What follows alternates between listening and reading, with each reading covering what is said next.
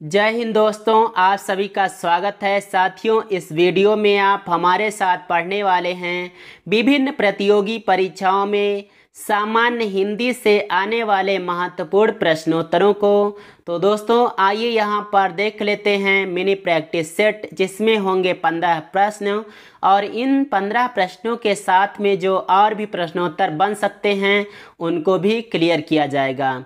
तो आइए देखते हैं। यहाँ पर पहला प्रश्न दिया गया है, हिंदी का प्रथम रेखा चित्र संग्रह है। तो यहाँ पर विशेष रूप से ध्यान दीजिए, रेखा चित्र केवल नहीं कहा गया बल्कि रेखा चित्र संग्रह की बात कही गई है। तो यहाँ पर कौन सा विकल्प सही होगा आपके अनुसार? हम आशा करेंगे कि आप लोग जल्दी में उत्तर देंगे। यदि आपको ज़्यादा समय चाहिए होगा तो आप वीडियो को पॉज कर लेंगे, क्योंकि यह नियम हमने पहले से ही बताया हुआ है। तो यहाँ पर उत्तर सही हो जाएगा सी वाला, यानी ये जो दिया गया पद्म पराग, यह हिंदी का पहला रेखा चित्र माना जाता है। अब आ गया ये विकल्प, तो है ये रेखा चित्र। तो इसके रेखा चित्रकार कौन हैं? तो दोस्तों वे हैं पद्म सिंह शर्मा। इनका दोस्तों जन्म नगवा गांव में हुआ था, जो कि बिजनौर जिला उत्तर प्रदेश में पड़ता है। आइए हम और भी विकल्पों की बात कर लें। जैसे ए विकल्प पर दिया गया है अतीत के चलचित्र। इसके बारे में सभी साथियों को मालूम होगा कि यह रेखा चित्र महादेवी वर्मा का है। बी पर दिया गया है गेहूं और गुलाब, यह है राम वृक्ष बेनीपुरी का। और डी पर जो दिया गया है साफ तौर पर रेखा चित्र ही नाम, तो यह है बनारसी दास चतुर्वेदी का। आइए दूसरा प्रश्न देखते हैं। साहित्यिक पत्रिका आजकल के संपादक कौन हैं? तो यहाँ पर दी गई है पत्रिका आजकल, इसके संपादक का नाम बताना है। तो आपको जैसा कि मालूम होगा, चूँकि यह पत्रिका अभी चल रही है, ऐसा कुछ इस प्रश्न से लग रहा है। तो यहाँ पर यदि आपने चुना होगा ए विकल्प, यानी प्रवीण उपाध्याय, तो यह सही है। तीसरा प्रश्न दिया गया है, किसका कथन है काव्य जीवन की आलोचना है? तो ऐसा किस कवि ने, किस लेखक ने कहा है, इनके बारे में बताना है। तो जैसा कि आप यहाँ पर यदि चुनेंगे डी विकल्प, तो यही सही हो जाएगा। यानी मुंशी प्रेमचंद जी ने कहा है कि काव्य जो है यह जीवन की आलोचना है। चौथा प्रश्न दिया गया है, मृदुबानी मीठी लगे बात कविन की उक्ति, इसमें काव्य दोष है। तो यह काव्यखंड आया है, इसमें कौन सा दोष आ गया है? आप बताइएगा, सोच लीजिएगा और पूरे वाक्य को फिर से समझ लीजिएगा, तो हम उसके बाद में आपको जवाब देंगे। अगर आपको पहले से पता है तो आप फिर तेज पढ़ने वाले हैं। तो यहाँ पर हम आशा करते हैं कि आपने डी विकल्प चुना होगा, यानी इसमें पुनरुक्ति दोष है।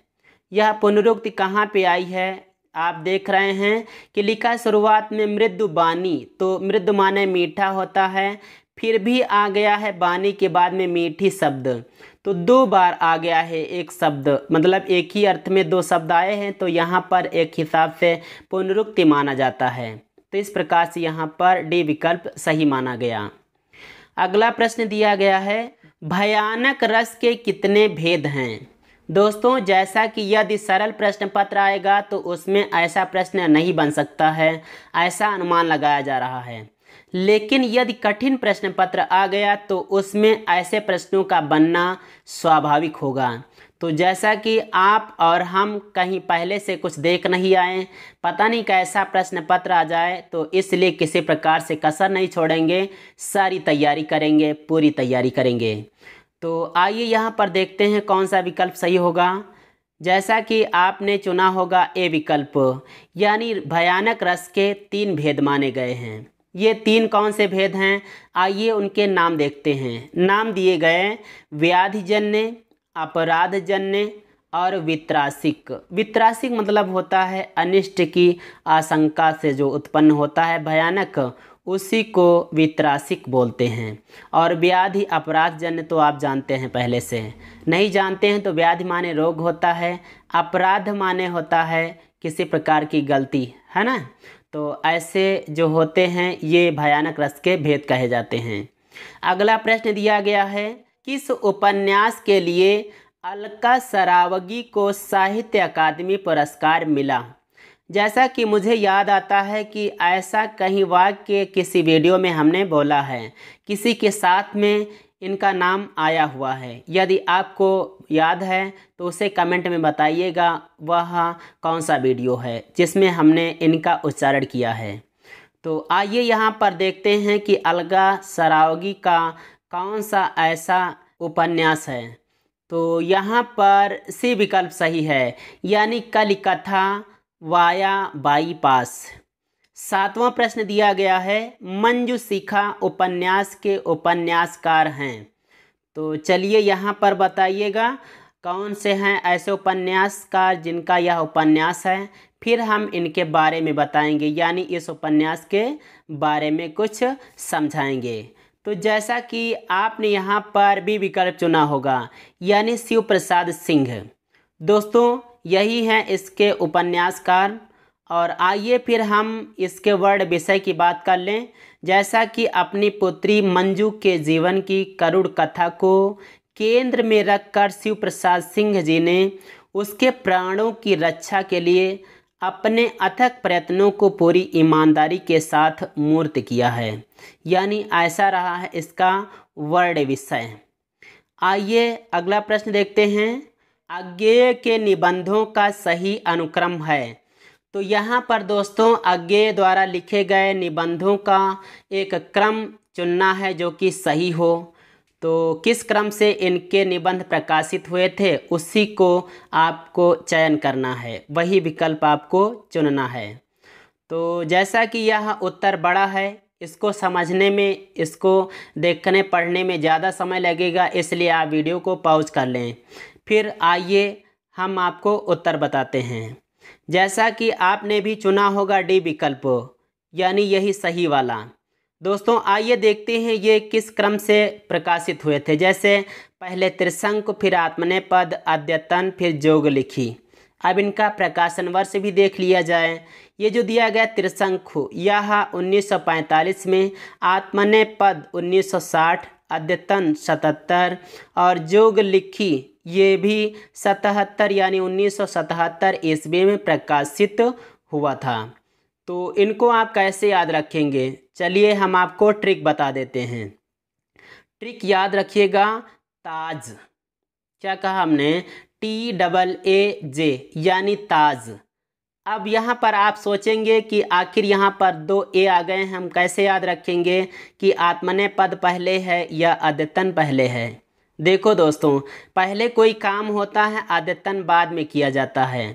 तो इस प्रकार से आप याद रखिएगा कि टी यानी त्रिशंकु आ गया, उसके बाद में फिर ए वाले जो 2 आए हैं, पहले आत्मनेपद आएगा और उसके बाद में अद्यतन किया जाएगा, यानी अद्यतन बाद में होगा और सबसे बाद में आपको जोग लिखी याद कर लेना है। बस यहाँ पर यह ट्रिक कंप्लीट हो जाएगी। आइए 9वां प्रश्न देखते हैं, वर्गों के पहले, दूसरे तथा सा वर्ण कहलाते हैं। तो ऐसे वर्ण क्या कहलाते हैं, यहाँ पर विकल्प दिए गए हैं, घोष वर्ण, अघोष वर्ण, स्पर्श और अनुनासिक। तो इसके बारे में आपको मालूम होगा, ये ज़्यादा कठिन बात नहीं है। हाँ, हम इतना समझ सकते हैं कि आपके लिए घोष वर्ण या अघोष वर्ण कुछ कठिनाई भरे हो सकते हैं।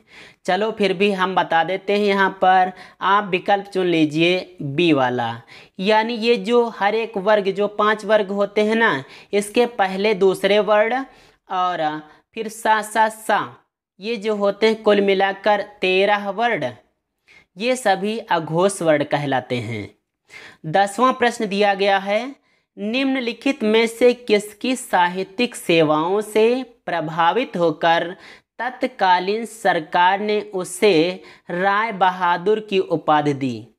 तो उस समय की बात कही गई है, तत्कालीन की बात आई है ना, तो उस समय जो भी कवि, जो भी लेखक रहा हो, जो भी साहित्यकार रहा हो, यहाँ पर आपको पहले विकल्प चुनना है और किस की पॉइंट को लेकर यहाँ पर दिया गया है राय बहादुर की उपाधि। तो किसको दी गई थी ऐसी उपाधि?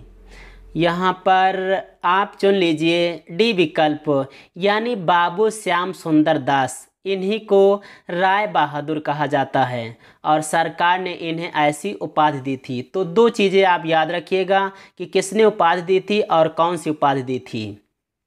अगला प्रश्न दिया गया है, मिर्जा गालिब के जीवन को आधार बनाकर लिखा गया नाटक कौन सा है?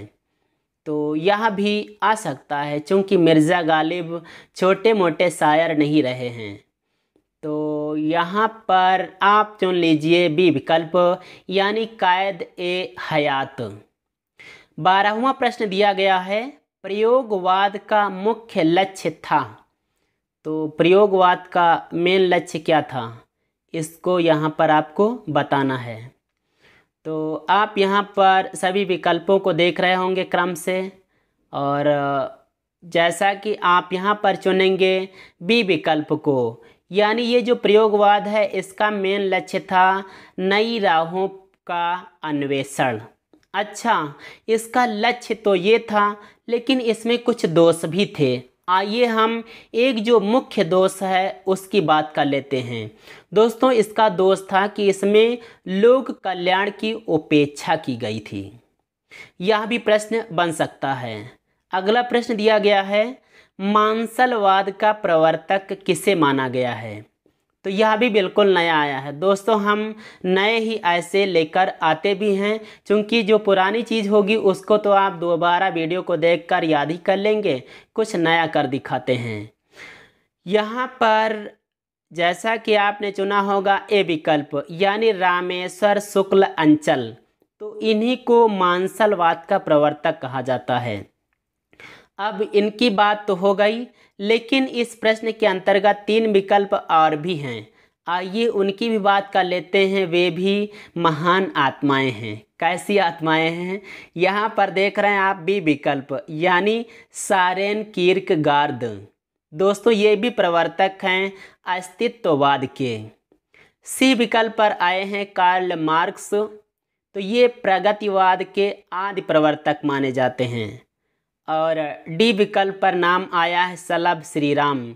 इनका नाम दोस्तों हमने किसी वीडियो में लिया है, आपको शायद याद हो। हमने वहाँ पर इनका सीधा सा नाम नहीं आया था, किसी दूसरे को बता रहे थे, साथ साथ में विकल्प में इनका नाम आया था, इसलिए हमने बता दिया था कि ये युजोत्सावादी कविता के प्रवर्तक हैं। 14वां प्रश्न दिया गया है, जो तुम आ जाते एक बार, कितनी करुणा कितने संदेश, पथ में बिछ जाते बन पराग। यह किसकी पंक्ति है? तो इस पंक्ति से कुछ आपको आभास हो रहा होगा कि यहाँ पर कोई लेखिका ही हो सकती है, कोई कवयित्री ही हो सकती है। लेकिन यहाँ पर प्रश्न उठता है कि 2 कवयित्रियाँ यहाँ पर आ गई हैं। अब इनमें से कौन हैं? हम बताते हैं, ये हैं आधुनिक युग की मीरा महादेवी वर्मा जी। अब यह पंक्ति किस काव्य ग्रंथ से आई है उसकी बात करें तो यह है निहार ग्रंथ से। आइए आज का 15वां और अंतिम प्रश्न देख लेते हैं। यहाँ पर दिया गया है, जीवन जौवन राज पद, अविचल रहे न कोय का संबंध है। यानी यह पंक्ति किसकी है? यह जो दोहे का चरण आया है, इसमें 2 चरण हैं शुरुआत के, ये दोनों चरण किसके द्वारा रचित हैं? यहाँ पर उसके कवि का नाम बताना है। तो जैसा कि हमको आशा है आज के अंतिम प्रश्न के उत्तर की, आप यहाँ पर विकल्प चुनेंगे सी वाला, यानी कबीर दास जी। अब इनका नाम आया है, तो जितनी बार भी इन प्रसिद्ध कवियों लेखकों का नाम आएगा उनसे संबंधित तथ्यों को हम ताज़ा करते चलेंगे। तो आइए यहाँ भी वैसा कर दिखाते हैं। दोस्तों, इनकी भाषा पंचमेल खिचड़ी कही जाती है, जिसको सधुकड़ी भी कहते हैं। इन्होंने 3 रचनाएं लिखी, साखी शबद रामायणी, जो कि साखी जो आया इसका अर्थ होता है साक्षी, है ना। और ये तीनों रचनाएं बीजक नामक काव्य संग्रह में संग्रहित हैं। यहाँ कबीर दास जी के गुरु के बारे में अगर जानना चाहें तो इनके गुरु का नाम रामानंद था। इनके दूसरे गुरु भी थे शेख तकी जी, लेकिन ऐसा किसने माना है, उनकी हम बात कर लें। दोस्तों, इनको सूफी संत लोग कबीर का गुरु मानते हैं। दोस्तों, यदि आपको यह वीडियो पसंद आया हो तो लाइक कर दें, दोस्तों को शेयर करें, और अगर आप इस चैनल पर आए हैं तो चैनल को सब्सक्राइब कर लें। साथ साथ में बेल आइकन भी प्रेस कर देना, जिससे कि वीडियो की नोटिफिकेशन आपको समय पर मिले। और आइए दोस्तों, चलते हैं। आज के अंक में सिर्फ इतना ही। अगले वीडियो में अगले टॉपिक को लेकर फिर से उपस्थित होंगे। तो जय हिंद, वंदे मातरम।